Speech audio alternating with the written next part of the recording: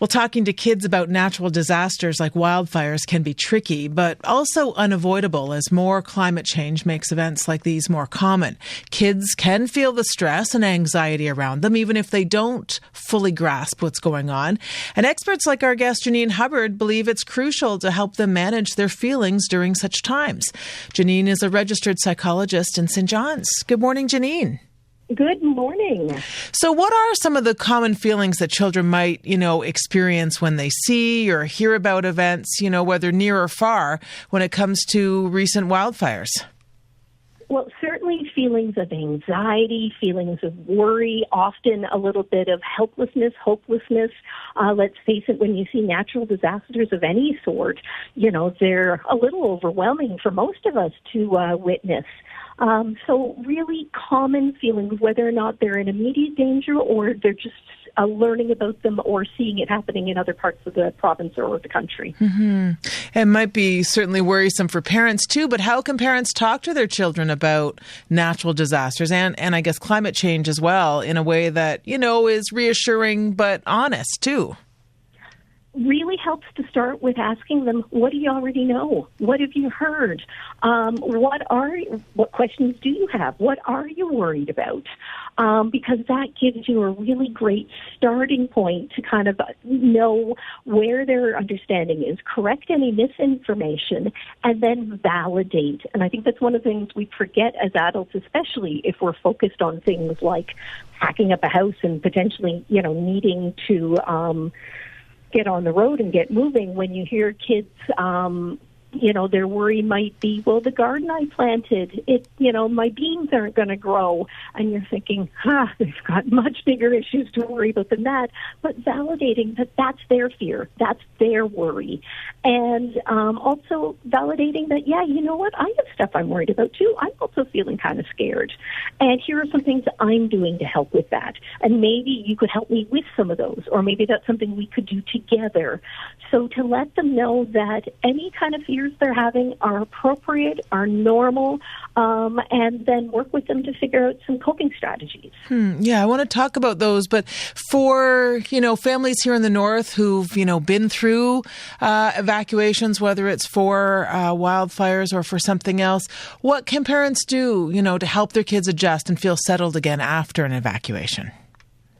Well, it's kind of twofold, because on one hand, having experienced it in the past means it can be an increased trigger, or even just the potential of needing to do it again, or seeing images or smelling smoke, or, hearing wood crackling.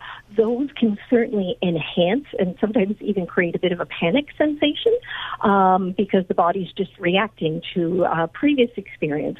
On the other hand, turning it around and going, you know what? We got through this before. We did it. We were okay. We learned a few things. We forgot to pack any extra socks. And maybe we needed more batteries and some more, juice boxes. So this time, let's learn from last time and do it even better this time. So foster that sense of resilience, foster that sense of we got through it before, we were okay, we got on with life, we can do it again.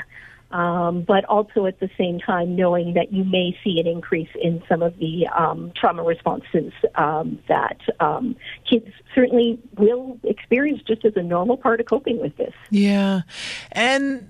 But how can parents determine, I guess when it's time to maybe seek professional help for their children when it comes to these stresses? Well, if there is an evacuation, that's obviously we're just worrying about the immediate needs.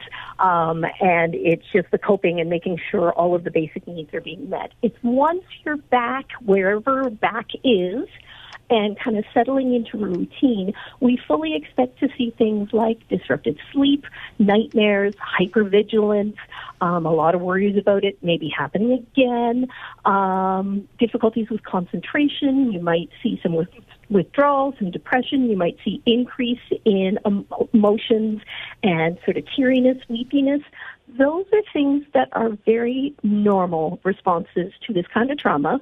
And we would expect that as life gets back to normal, as the kids go back to school, wherever that is, that they get into routine. And while they still may have questions or they still may, raise the topic once in a while, they're pretty much functioning as they did before. If you find that they're not adjusting, if you find that they're continuing to constantly want to talk about it, or they're really having difficulties with the sleep or the hypervigilance or the worries, that's a time to sort of say, again, these are normal, appropriate, expected responses to what we've been through, but maybe we need a little bit of extra help for some more coping strategies. And what... Yeah. What kind of resources and extra help are there out there for parents too, just to help, get through all of this? Oh my goodness. Well, and for parents, one of the best things you can do for your kids is taking care of yourselves and your own mental well-being. It is very much like being on the airplane and they tell you to put on your oxygen mask first. The more you're engaging in the self-care that you need to, whether that's talking to friends, whether that's talking to family, for everybody in the family, limiting things like social media or keeping it, very streamlined and tailored, monitoring how often you're watching the news. Those are all going to be really helpful things moving forward.